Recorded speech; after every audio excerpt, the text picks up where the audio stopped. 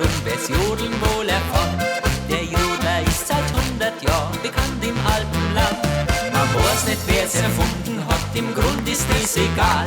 Ich glaub, dass das die Bayern waren, das wäre doch normal.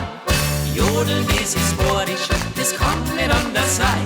Die Sache liegt doch klar am Tisch, wir sind so stolz und fein. Ein Jodler aus dem Heimatland, wo ich geboren bin, da lernt man doch das Jodeln schon in der Wirden drin. Hola di holoroi di holoroi di holoroi di. Hola di holoroi di holoroi di holoroi di. Hola di holoroi di holoroi di holoroi di.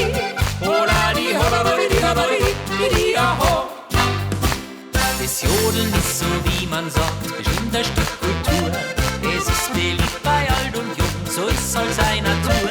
Drum danken wir dem Herrgott drum, dass es das Jodeln gibt. Ein kleines Geschenk vom Himmel drum für jeden, der das liebt. Jodeln, das ist borisch, das kann nicht anders sein. Die Sache liegt doch klar am Tisch, das klingt so stolz und fein. Ein Jodler aus dem Heimatland, wo ich geboren bin, da lernt man doch das